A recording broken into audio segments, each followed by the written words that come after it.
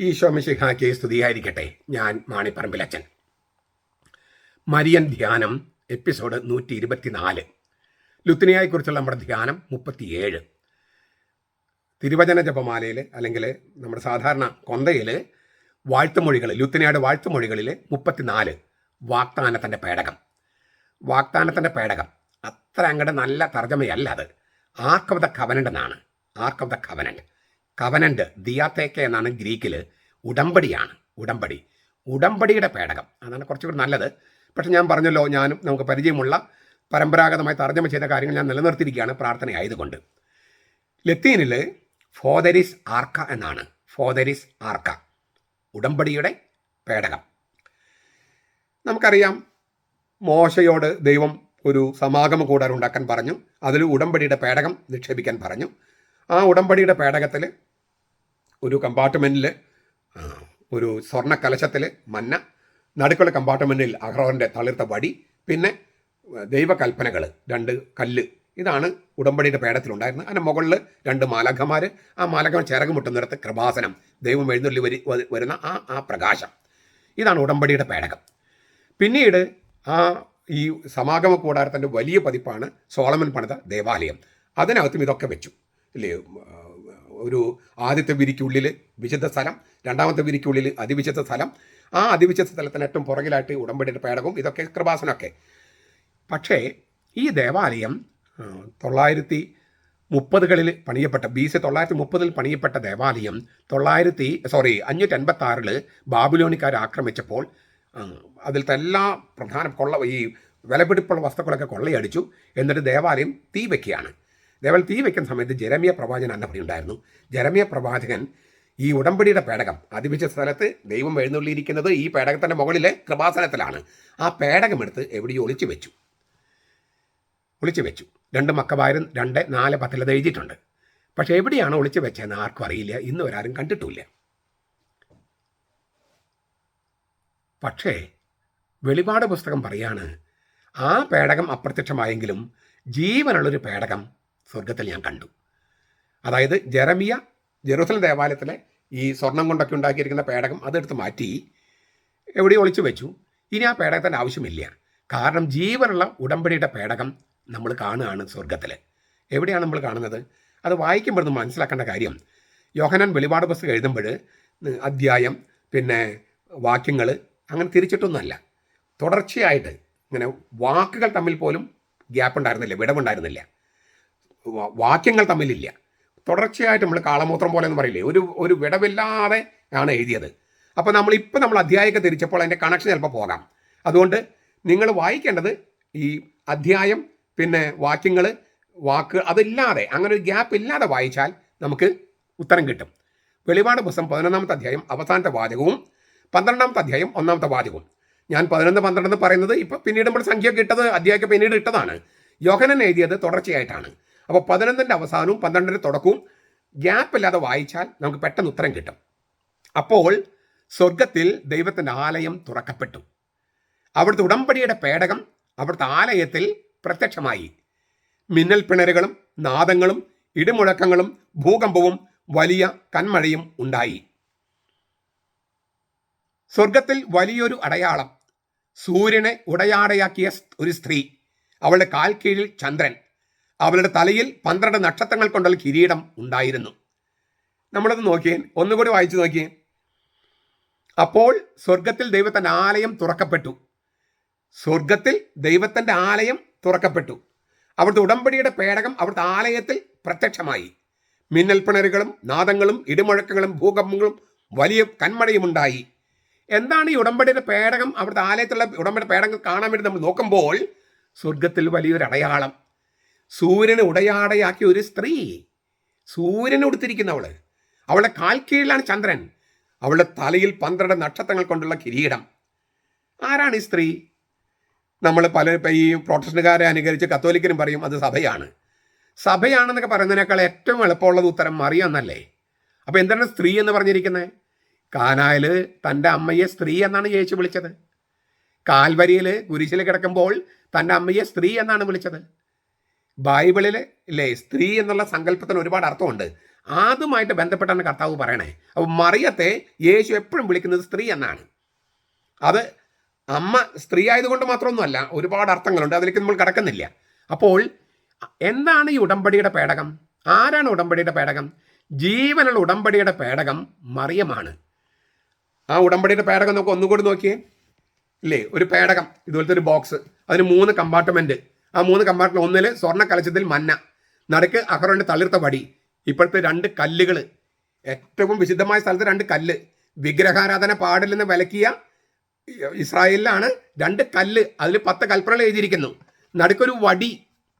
നിങ്ങളൊരു കത്തോലിക്ക പള്ളിയിൽ പോയി നോക്കിയേ, ഇപ്പോൾ സ്വർണ്ണക്കലശത്തിന് പകരം സ്വർണ്ണക്കലശത്തിൽ മന്നയ്ക്ക് പകരം വിശുദ്ധ കുർബാന, അഹറോന്റെ തളിർത്ത വടിക്ക് പകരം മാർ തോമസ് ലീവ. തളിർത്ത വടി ഇല്ലേ, തളിർത്ത വടിയാണ് മാർ തോമസ് ലീവ.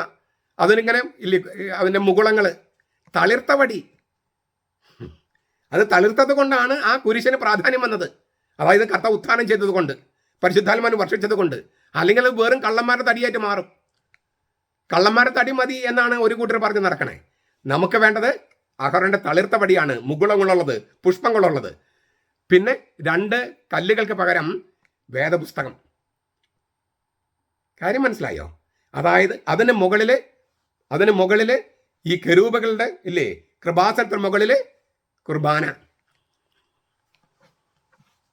ഈ കർത്താവ് കുർബാനയായിട്ടും പൗരോഹിത്യമായിട്ടും സ്ലീവയായിട്ടും ദൈവവചനമായിട്ടുള്ള കർത്താവ് എവിടെയാണ് ജീവനോടെ ആയിരുന്നത്? മറിയത്തിൽ. അപ്പോൾ മറിയല്ലേ ശരിക്കുള്ള ഉടമ്പടിയുടെ പേടകം? ഇപ്പോൾ സഭയിലുണ്ട്, പക്ഷെ ആദ്യം മറിയത്തിലല്ലേ? അപ്പം മറിയം എന്നുള്ള വ്യാഖ്യാനം കഴിഞ്ഞിട്ടുണ്ട് സഭ എന്ന വ്യാഖ്യാനം പറയാൻ. മറിയത്തെ അങ്ങോട്ട് ബഹുമാനിക്കാൻ എന്തൊരു മടിയാണ്. അതുകൊണ്ടാണ് ഇപ്പം നമുക്ക് അമ്മമാരെയൊക്കെ ബഹുമാനിക്കാൻ മടി. കാരണം അമ്മമാരെ കുറിച്ചൊക്കെ മോശം അവതരിപ്പിച്ചിരിക്കുകയാണ് ഈ പെന്തക്കോസ്തക്കാർ. ഇല്ലേ, മുട്ടത്തോട് പോലെയാണ്, ഒരു സ്വർഗത്തിനൊരു കുഴൽ പോലെയായിരുന്നു യേശു വന്നത്, കുടുംബമൊന്നും ഉണ്ടായിരുന്നില്ല. എന്തൊരു വൃത്തികേടുകൾ അവർ സ്ത്രീകളെക്കുറിച്ച് പറയണേ. എന്നിട്ട് ഏറ്റവും എന്നെ വിസ്മയിപ്പിക്കുന്നത്, കുറച്ച് സ്ത്രീകളാണ് ഈ വെള്ള സാരി എടുത്തുകൊണ്ട് മറിയത്തിനെതിരെ പ്രചരിപ്പിക്കാനായിട്ട് വീടാന്തരം കയറി ഇറങ്ങുന്നത്. പൗലോസിലൊക്കെ പറഞ്ഞിട്ടുണ്ടോ, ചില സ്ത്രീകൾ വീടാന്തരം കയറി ഇറങ്ങി പാഠാണ്ടത പ്രചരിപ്പിക്കുന്നതാണ്. എത്ര ലേഖനങ്ങളാണ് പൗലോസ് എഴുതിയിരിക്കുന്നത്. അപ്പോൾ അക്കാലത്തുണ്ടായിരുന്ന ഈ പെന്തക്കോസ്തക്കാരുടെ ടൈപ്പുകൾ, ഈ പാഠാണ്ടതയും വേദവിപരീതം പഠിപ്പിക്കാൻ വേണ്ടി നടക്കുന്നവർ.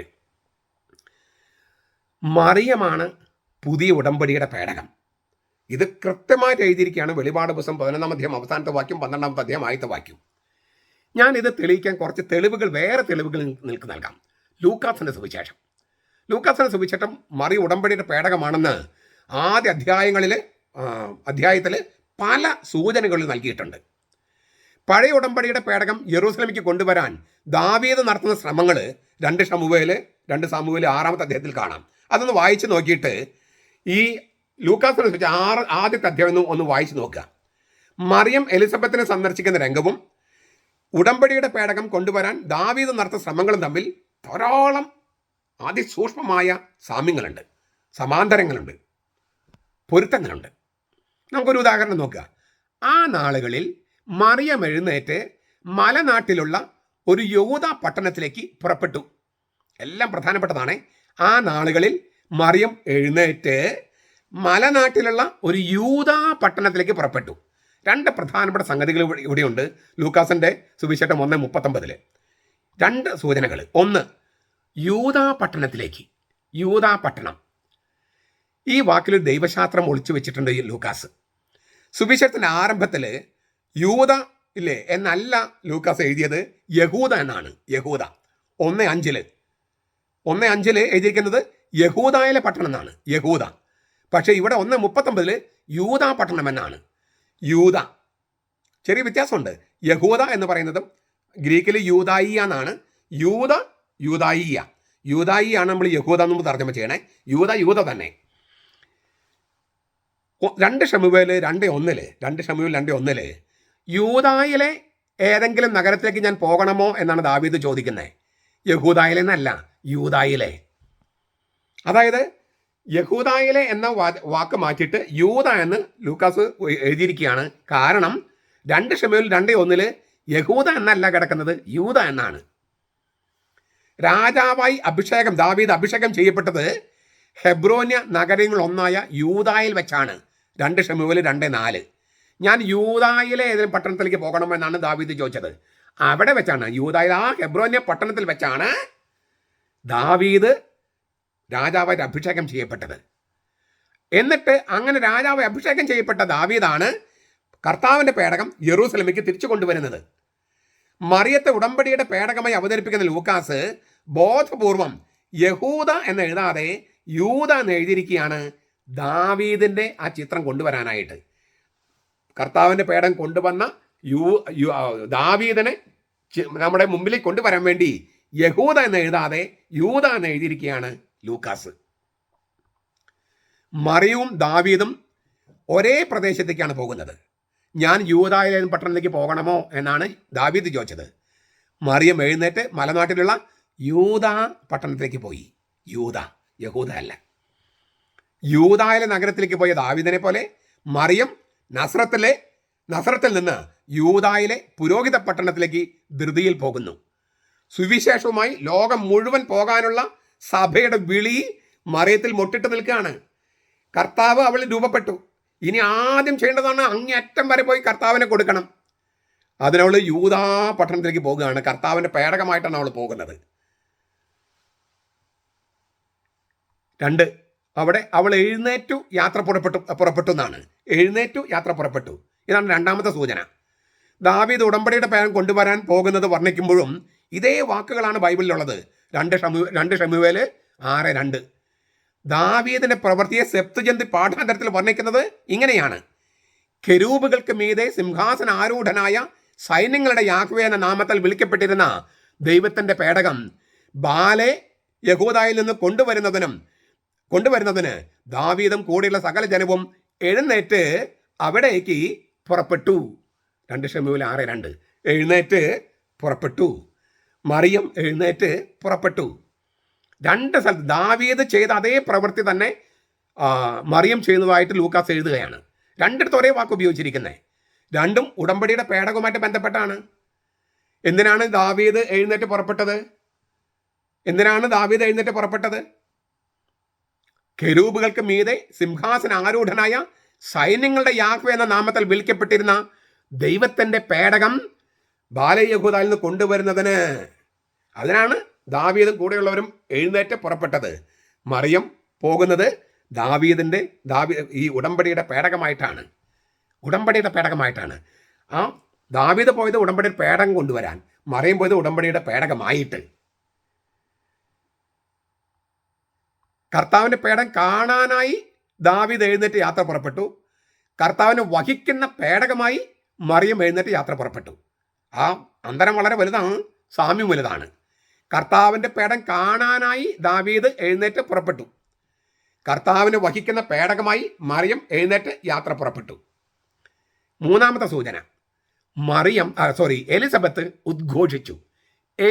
ഉദ്ഘോഷിച്ചു. മലയാളത്തിൽ നമുക്കത് മുഴുവൻ ഉത്തരം കിട്ടില്ല. ഗ്രീക്കിൽ അനാഫോനേയോ എന്നാണ്. അനാഫോണേയോ.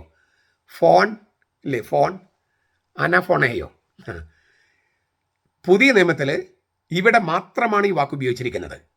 അനാഫോനേയോ എന്ന വാക്ക് ഉപയോഗിച്ചിരിക്കുന്നത് ഇവിടെ മാത്രമാണ്. പഴയ നിയമത്തിൽ ആകെ 5 പ്രാവശ്യം ഉപയോഗിച്ചിട്ടുള്ളൂ ഈ വാക്ക്. പഴയ നിയമത്തിൻ്റെ സെപ്തുജിന്ത പാഠാന്തരത്തിൽ എല്ലാം ഉടമ്പടിയുടെ പേടകവുമായി ബന്ധപ്പെട്ട വിവരണങ്ങളിലാണ്. 1 ദിനവൃത്താന്തം 15, 2 ദിനവൃത്താന്തം 5. ഇവിടെ ആകെ കൂടി പഴയ നിയമത്തിൽ 5 പ്രാവശ്യം ഉപയോഗിച്ചിട്ടുള്ളൂ. പുതിയ നിയമത്തിൽ 1 പ്രാവശ്യം ഉപയോഗിച്ചിട്ടുള്ളൂ അനാഫോനേയോ എന്ന വാക്ക്. ഉദ്ഘോഷിച്ചു എന്ന് നമ്മൾ തർജ്ജമ ചെയ്യണം. ലേവ്യ സംഗീതജ്ഞരും പാട്ടുകാരും ഉടമ്പടിയുടെ പേടകത്തിന് മുമ്പിൽ താളാത്മകമായി ശബ്ദമുണ്ടാക്കിയതിനെയാണ് അനാഫോനേയോ എന്ന് പറയണേ. ലേവ്യ സംഗീതജ്ഞരും പാട്ടുകാരും ഉടമ്പടിയുടെ പേടകത്തിന് മുമ്പിൽ താളാത്മകമായി ശബ്ദമുണ്ടാക്കുന്നതിനെയാണ് ഈ വാക്ക് ഉപയോഗിച്ചിരിക്കുന്നത്.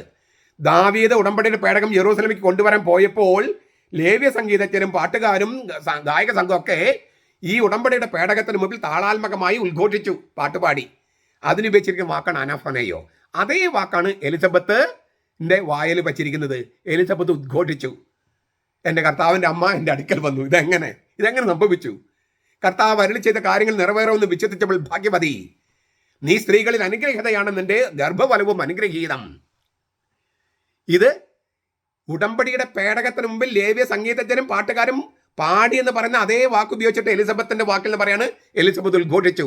ലേവ്യ സംഗീതത്തിന് ഉടമ്പടിയുടെ പേടകത്തിൽ ഉദ്ഘോഷിച്ചതുപോലെ ലേവ്യ പാട്ടുകാര് ഗായക സംഘം ഉടമ്പടിയുടെ പേടകത്തിന് മുമ്പിൽ ഉദ്ഘോഷിച്ചതുപോലെ ഉടമ്പടിയുടെ പേടകമായ മറിയത്തിന് മുമ്പിൽ എലിസബത്ത് ഉദ്ഘോഷിച്ചു അനാഫനയോ.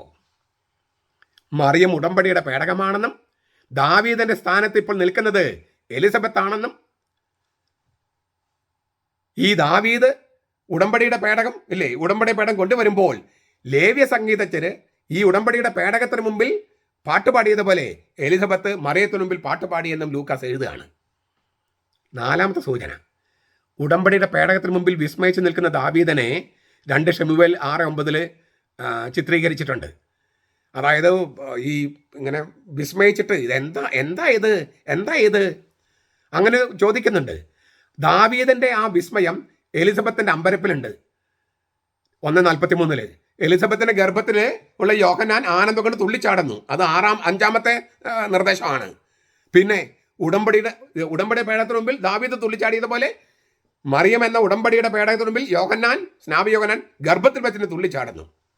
5-ാമത്തെ നിർദ്ദേശമാണ് അത്. ഉടമ്പടിയുടെ പേടകമാണ് മറിയം എന്ന് പറഞ്ഞത്.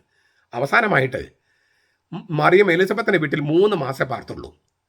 3 മാസം. ലൂക്ക 1:40 പിന്നെ 56.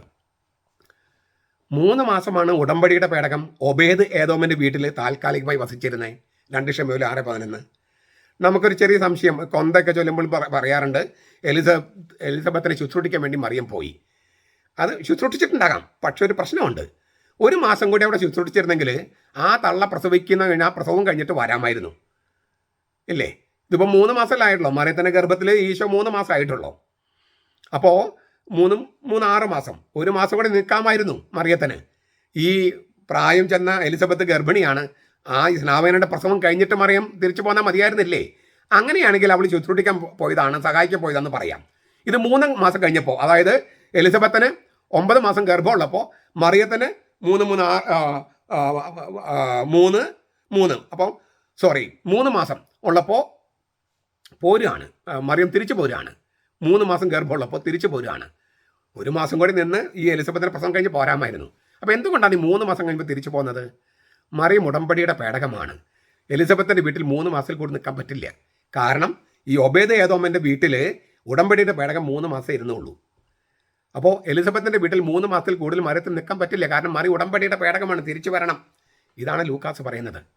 അപ്പോൾ എന്തിനാ പിന്നെ പോയത് പഴയ ഉടമ്പടിയുടെ ആളുകളാണ് സക്രിയാസും എലിസബത്തും. പുതിയ ഉടമ്പടിയിലേക്ക് വാതിൽ തുറക്കുന്ന ആളാണ് മറിയം. പഴയ നിയമത്തിൻ്റെ ആളുകളും പുതിയ ഉടമ്പടിയുടെ ആളുകളും ചേർന്ന് ദൈവത്തെ സ്തുതിക്കണം. എന്തിനെന്നറിയോ? പഴയ നിയമത്തിൽ കാത്തിരുന്നവൻ ഇതാ ദൈവം മനുഷ്യനായി വന്നിരിക്കുന്നു. അത് വന്നിരിക്കുന്നത് മറിയത്തിലാണ്.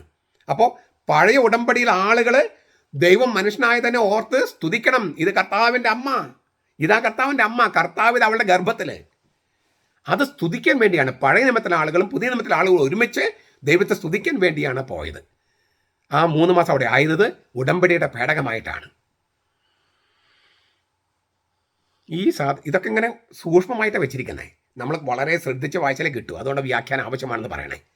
രക്ഷാചരിത്രത്തിൽ പഴയ ഉടമ്പടിയുടെ പേടകത്തിൻ്റെ റോള് ഇപ്പോൾ പുതിയ ഉടമ്പടിയിൽ തീർത്തും നവീനമായ രീതിയിൽ ജീവിക്കുന്ന ഉടമ്പടിയുടെ പേടകമായിട്ട് മറിയത്തിന് നൽകപ്പെട്ടിരിക്കുകയാണ്.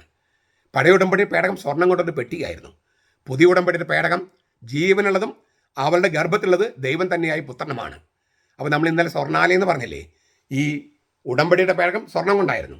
മറിയത്തെ സ്വർണ്ണാലയം എന്ന് വിളിക്കുന്നതിന് കാരണം നമ്മൾ ഇന്നലെ കണ്ടു. ഒരു കാരണം കൂടി ഇപ്പോൾ കാണുകയാണ്. അവൾ ഉടമ്പടിയുടെ പേടകമാണ്, ജീവനുള്ള പേടകം. പഴയ നിയമത്തിൽ ഉടമ്പടിയുടെ പേടകത്തിൽ പ്രതീകങ്ങളുടെ രൂപത്തിലായിരുന്നു. അവളുടെ ഗർഭത്തിൽ ശരിക്കും മനുഷ്യനായിട്ട് വന്നിരിക്കുകയാണ് ദൈവം തന്നെയായി പുത്രൻ. നമ്മോട് കൂടെയുള്ള ദൈവം, ഇമ്മാനുവേലായ ദൈവം നമ്മോട് കൂടി ആയിരിക്കുന്നത് മറിയം എന്ന ജീവനുള്ള ഉടമ്പടിയുടെ പേടകത്തിലാണ്. ഇന്നും മറിയം ജീവനുള്ള ഉടമ്പടിയുടെ പേടകമാണ്. അതിനാൽ ഈ എലിസബത്ത് മറിയത്തെ സ്തുതിച്ചതുപോലെ നമ്മൾ മറിയത്തെ വാഴ്ത്തണം. കർത്താവിൻ്റെ അമ്മ, ദൈവമാതാവ്. ഇതെങ്ങനെ? കർത്താവ് അരുളി ചെയ്ത കാര്യങ്ങൾ നിറവേറുമെന്ന് വിശ്വസിച്ച ഭാഗ്യവതി. നീ സ്ത്രീകളിൽ അനുഗ്രഹിതയാണ്, നിന്റെ ഉദരഫലവും നിന്റെ ഗർഭഫലവും അനുഗ്രഹീതം. ഇതൊക്കെയല്ലേ നമ്മൾ ഈ നന്മ നിറഞ്ഞ മറിയമേ സ്വസ്തി എന്നുള്ള പ്രാർത്ഥന ചൊല്ലുന്നത്, പറയുന്നത്. ഗബ്രിയേൽ മാലാഖയും എലിസബത്തും പറഞ്ഞ തിരുവചനങ്ങൾ കൊണ്ടൊരു പ്രാർത്ഥനയല്ലേ അത്? പെന്തക്കോസ്തക്കാരെ, തിരിച്ചു വരൂ കത്തോലിക്ക സഭയിലേക്ക്. യഹോവ സാക്ഷികളെ തിരിച്ചു വരൂ കത്തോലിക് സഭയിലേക്ക്. ക്രിസ്റ്റഡൽഫിയൻസ് തിരിച്ചു വരൂ. ബോണഗൻ ക്രിസ്ത്യൻസ് തിരിച്ചു വരൂ. പ്രൊട്ടസ്റ്റന്റുകാരെ തിരിച്ചു വരൂ. നമുക്ക് ഒറ്റക്കെട്ടാകാം. അങ്ങനെ ജീവനുള്ള ഉടമ്പടിയുടെ പേടകമായ മറിയത്തിൻ്റെ സാന്നിധ്യത്തിൽ നമ്മോട് കൂടെയുള്ള ദൈവമായ ഇമ്മാനുവലായ ദൈവത്തെ നമുക്ക് ശരിക്കും ആരാധിക്കാം. അപ്പോൾ അത് തിരുവചനങ്ങളിൽ അടിസ്ഥാനമിട്ട ആരാധനയാകും. അങ്ങനെ ആകട്ടെ. നമ്മുടെ കർത്താവ് ഈശോ മിശിഹായുടെ കൃപയും പിതാവായ ദൈവത്തിൻ്റെ സ്നേഹവും പരിശുദ്ധാത്മാവിൻ്റെ സഹവാസവും നാം എല്ലാവരോടും കൂടി ഉണ്ടായിരിക്കട്ടെ, ഇപ്പോഴും എപ്പോഴും എന്നേക്കും. ആമേൻ.